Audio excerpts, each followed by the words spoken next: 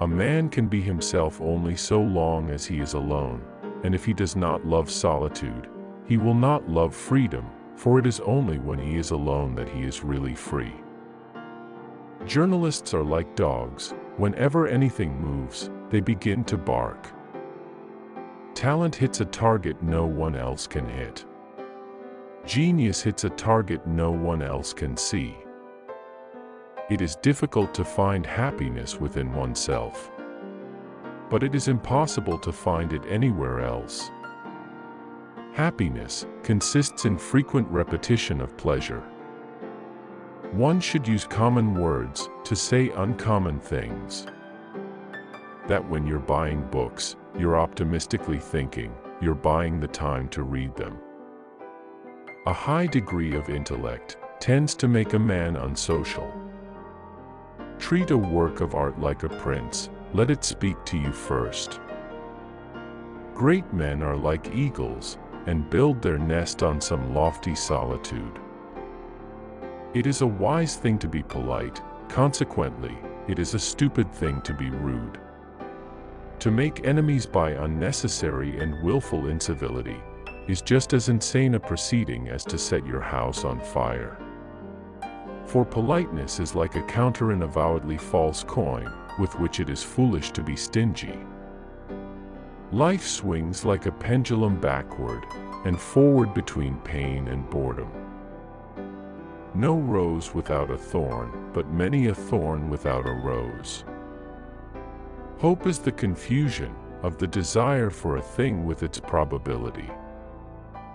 We can regard our life as a uselessly disturbing episode in the blissful repose of nothingness. Marrying means to have one's rights and double one's duties. Philosophy is a science, and as such has no articles of faith. Accordingly, in it nothing can be assumed as existing except what is either positively given empirically, or demonstrated through indubitable conclusions. The safest way of not being very miserable is not to expect to be very happy. I have not yet spoken my last word about women. I believe that if a woman succeeds in withdrawing from the mass, or rather raising herself from above the mass, she grows ceaselessly and more than a man. Every parting gives a foretaste of death, every reunion a hint of the resurrection. Pleasure is never as pleasant as we expected it to be, and pain is always more painful. The pain in the world always outweighs the pleasure. If you don't believe it, compare the respective feelings of two animals, one of which is eating the other. If I maintain my silence about my secret, it is my prisoner. If I let it slip from my tongue, I am its prisoner. The shortness of life, so often lamented, may be the best thing about it.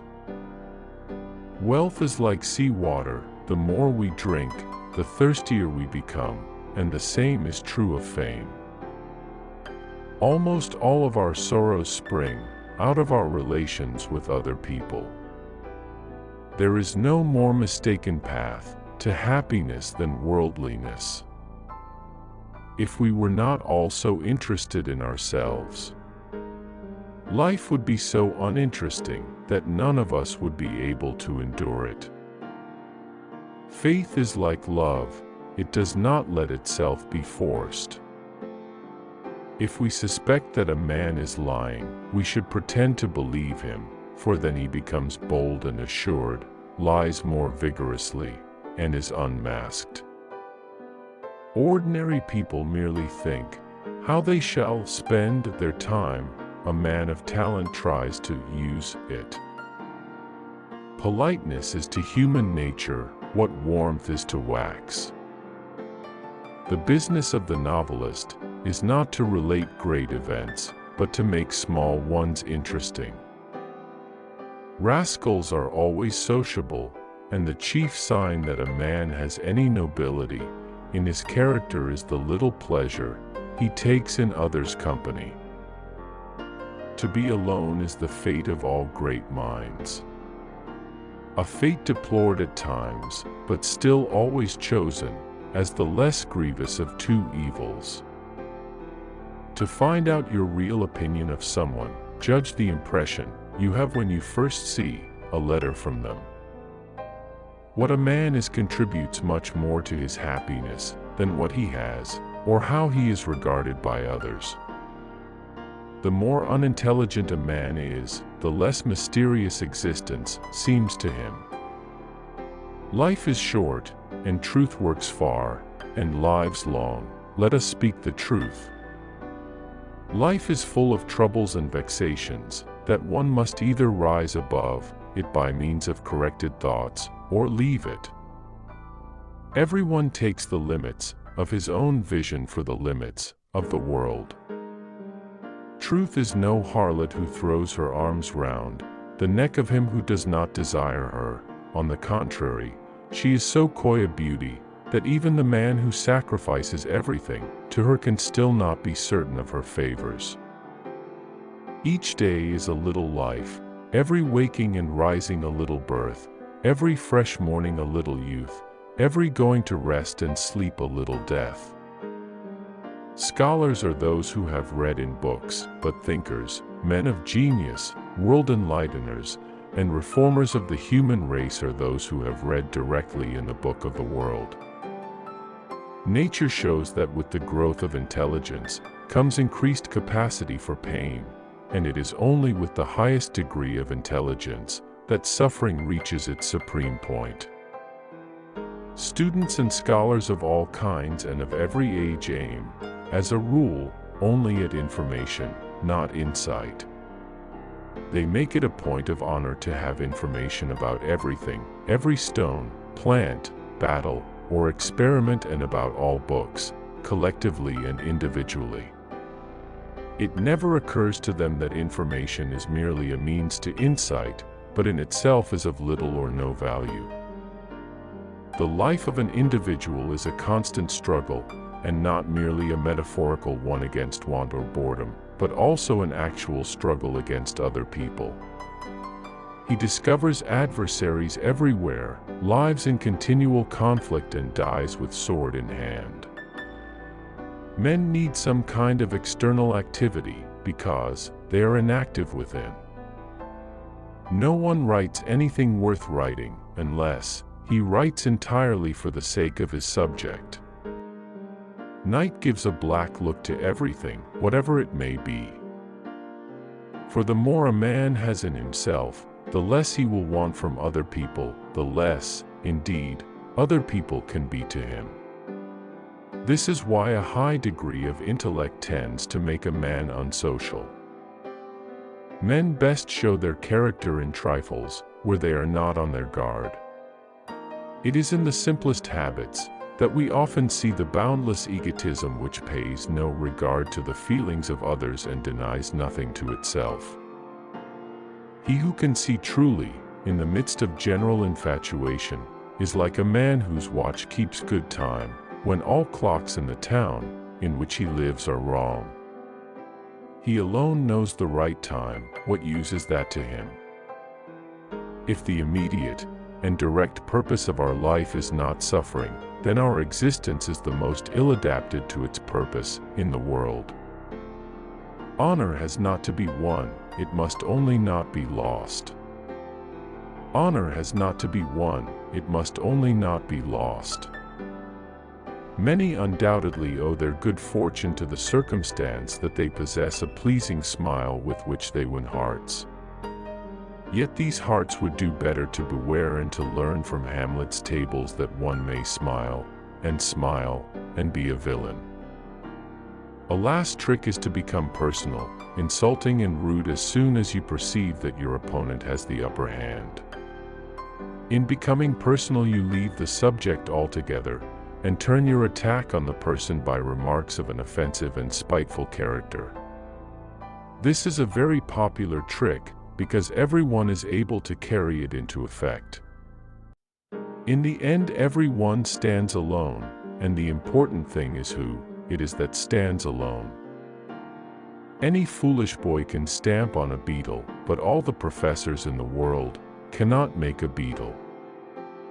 Therefore the man of genius requires imagination, in order to see in things not what nature has actually formed, but what she endeavored to form, yet did not bring about, because of the conflict of her forms with one another. Why is it that, in spite of all the mirrors in the world, no one really knows what he looks like? The two enemies of human happiness are pain and boredom. Today it is bad, and day by day it will get worse until at last the worst of all arrives. Sometimes I speak to men and women just as a little girl speaks to her doll. She knows, of course, that the doll does not understand her, but she creates for herself the joy of communication through a pleasant and conscious self-deception. A precondition for reading good books is not reading bad ones, for life is short. Education stuffs you full of ideas, without the coinciding experience that gave rise to those ideas in the first place, giving you incorrect perspective and notions. Other people's heads are too wretched a place for true happiness to have its seat. The fourfold root of the principle of sufficient reason is anything perceived has a cause. All conclusions have premises. All effects have causes. All actions have motives. Genius lives only one story above madness. To become reconciled to a friend with whom you have broken is a form of weakness, and you pay the penalty of it when he takes the first opportunity of doing precisely the very thing which brought about the breach. The deep pain that is felt at the death of every friendly soul arises from the feeling that there is in every individual something which is inexpressible, peculiar to him alone, and is, therefore, absolutely and irretrievably lost. No little part of the torment of existence lies in this, that time is continually pressing upon us, never letting us take breath, but always coming after us, like a taskmaster with a whip. If at any moment time stays his hand, it is only when we are delivered over to the misery of boredom. Every light can be extinguished. The intellect is a light. Therefore it can be extinguished. Men need some kind of external activity, because they are inactive within. Contrarily, if they are active within, they do not care to be dragged out of themselves. It disturbs and impedes their thoughts in a way that is often most ruinous to them. No one reveals himself as he is. We all wear a mask and play a role. You can do what you will, but in any given moment of your life, you can will only one definite thing. A man who has not enough originality to think out a new title for his book will be much less capable of giving it new contents. If at any moment time stays his hand, it is only when we are delivered over to the miseries of boredom. I believe that, when death closes our eyes, we shall awaken to a light, of which our sunlight is but the shadow. Writers may be classified as meteors, planets, and fixed stars. They belong not to one system, one nation only, but to the universe. And just because they are so very far away, it is usually many years before their light is visible to the inhabitants of this earth. A man shows his character just in the way in which he deals with trifles, for then he is off his guard. For it is a matter of daily observation that people take the greatest pleasure in that which satisfies their vanity, and vanity cannot be satisfied without comparison with others. For an author to write as he speaks is just as reprehensible as the opposite fault, to speak as he writes, for this gives a pedantic effect to what he says, and at the same time makes him hardly intelligible. In savage countries, they eat one another, in civilized they deceive one another, and that is what people call the way of the world. Mensch Canton was a will, or can aber nicht wollen was a will. One can choose what to do, but not what to want. Knowledge is power. The devil it is. One man can have a great deal of knowledge, without its giving him the least power, while another possesses supreme authority, but next to no knowledge.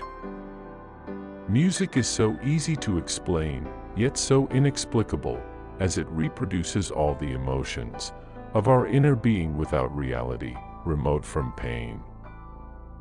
This is the case with many learned persons. They have read themselves stupid. That you should write down valuable ideas that occur to you as soon as possible goes without saying. We sometimes forget even what we have done, so how much more what we have thought. A happy life is impossible. The best that a man can attain is a heroic life. Just remember, once you're over the hill, you begin to pick up speed. People's envy shows how unhappy they feel, their constant attention to the doings of others, how bored they are. Let us see rather that, like Janus, or better, like Yama, the Brahmin god of death, religion has two faces, one very friendly, one very gloomy. How is it possible that suffering that is neither my own nor of my concern should immediately affect me as though it were my own, and with such force that it moves me to action? Everything is beautiful, only so long as it does not concern us.